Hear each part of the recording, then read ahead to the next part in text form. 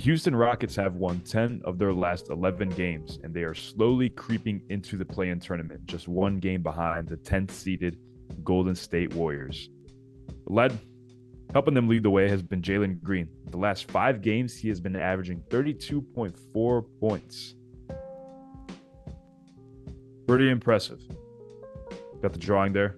Done pretty well. And Bill Simmons, analyst, states that this stretch that Jalen Green has been on reminds him of a young Kobe Bryant. Let's relax a little bit because he's played well these last 5 games. But what about the other 77? He's had some good games in there too. But, there's 82 games in the season. I don't give a damn about the last 5 and who he looks like. Anyways, Rockets have figured it out a little bit. I thought that they were going to figure it out a little bit earlier into the season. But, ending very well in the season can really just put you into the play-in tournament and really just playoffs in general. So at least they figured it out. And they were able to accomplish this with Alperen Sengun being out. He's been out for a little while. But there's reports that he might return at the end of the regular season, which would be a big help for them considering how hot they are. But what do we think about this Rockets team led by Coach Ime Udoka? Got a lot of vets on the team, good young talent. What do we think? Do we think this Rockets team could possibly crack the play-in tournament? I don't know. Maybe. Yes, he's wearing the Rockets jersey.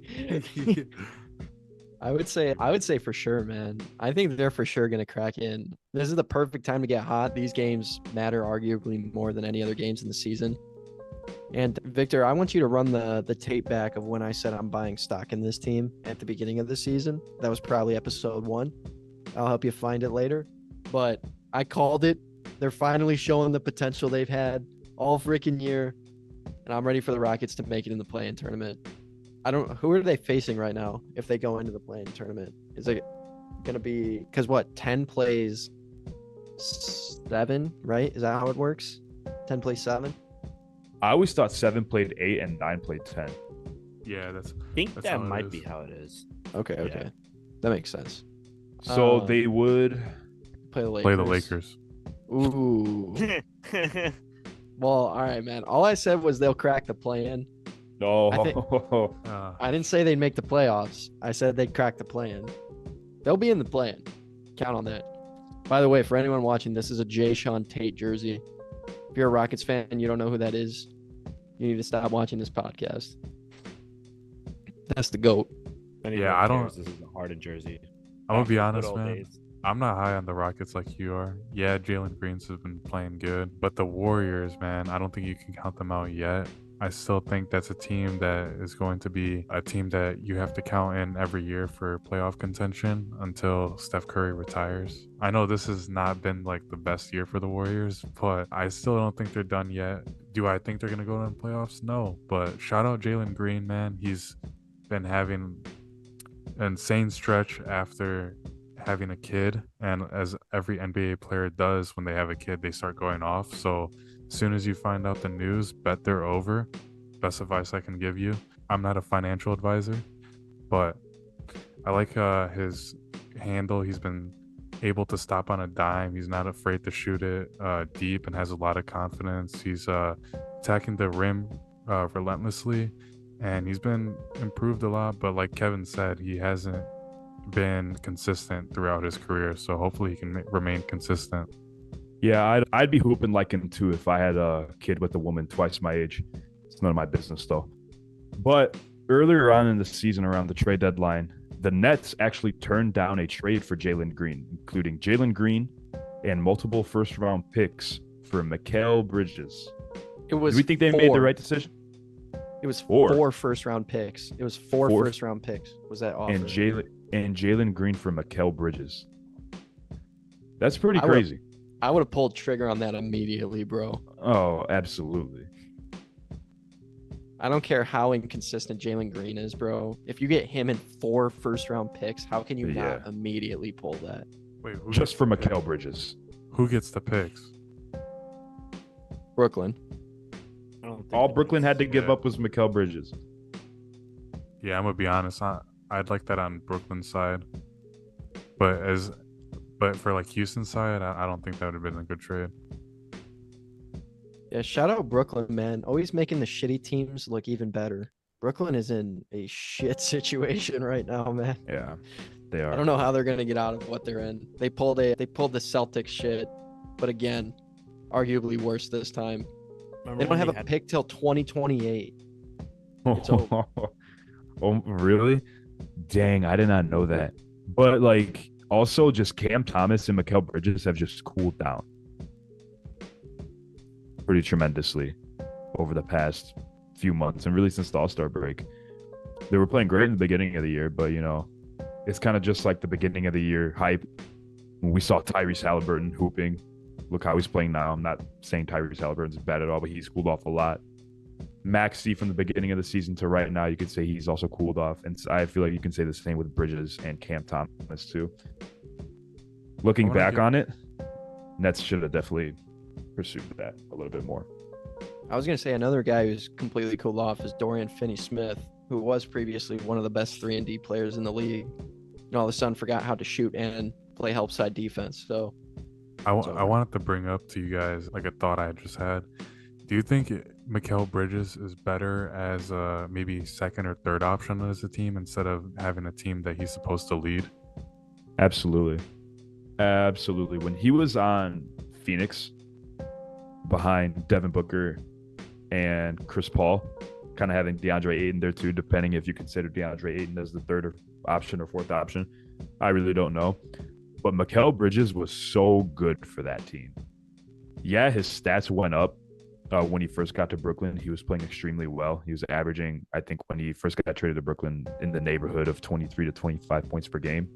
But he's not a guy that you can have as your number one guy on your team and expect to go far. Regardless of how good the role players are and how good your bench is, he's not a number one option. And I don't think he ever will be. yeah, I was gonna say I don't even think Mikal Bridges can be a second option on a championship team. I think third option is a perfect role for him. But yeah, I mean, I don't know how you could look at the play of Mikal Bridges and say that he could be a first option anymore.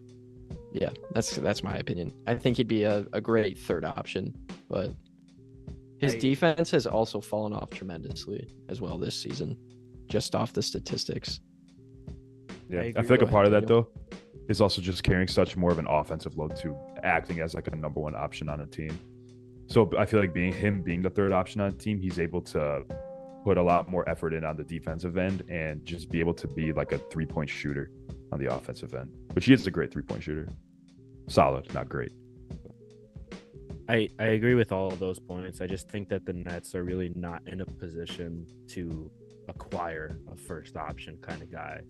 I mean, after the 3 Hall of Famers that shall remain nameless left, and then Steve Nash left, I feel like that organization kind of as a whole is just in a little bit of ruins. And yeah, it just seems like they don't have the facilities to get a number one guy, so they're kind of just dealing with what they have, which can't blame them for that. I mean, they're kind of, I feel like they should be in a rebuilding stage, and not completely rebuilding, but just they're in the muck, they're in the mud. So for what they have, it's okay. But yeah, I definitely think he would be better used as like a third option kind of player coming off the bench or something.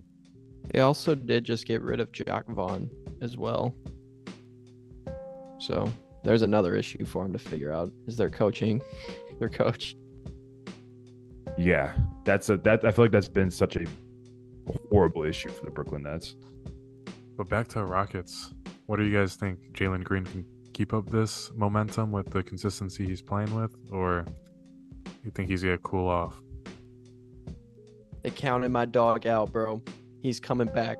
I'm telling you, he's gonna be consistent now. Call my shot like Babe Ruth, bro. I got faith in bro. Bro, I really like his play style, man. His step back is tough, and he's very shifty and explosive, man. Very athletic. He's got arguably dunk of the year too. Yeah, man. He's just able to create a lot of space between defenders for that step back, and he utilizes it a lot. I like when he does the step back and his hair just flops. Shit's aesthetically pleasing. I'll say this question, Vic, about whether or not it'll pan out and he'll stay consistent. I think when we started this season, we were talking a lot about how the Houston Rockets just really needed to settle in, and because they're such a young team and because they're fairly new, they needed definitely some time to adjust. But honestly, I think that at the very least, what this does is give him confidence going into next season. I didn't get to tell what I wanted to say about the Rockets situation making it into the play-in. I personally think that, like Miles said, even if they do make it into the play-in, they'll probably be out right away. But honestly, I don't even see them breaking it. I think people are kind of pushing the Warriors into a corner right now, and for good reason. I mean, they definitely are not the same team that we've seen before. But that being said, there's so many people counting them out, and I think at the very least they'll want to hold on to this 10th seed position. So yeah. As far as the Jalen Green stock, if he can mature a little bit as a basketball player, I think he can definitely fill into the player that everyone think he was going to be. But I'm just not a fan of his like AAU playing style. I never really have been. It's kind of like a highlight hooper. Recently, he hasn't been playing like a highlight hooper. He's been playing like an NBA player. And that's what they need him to play, like an NBA player, not a highlight getter.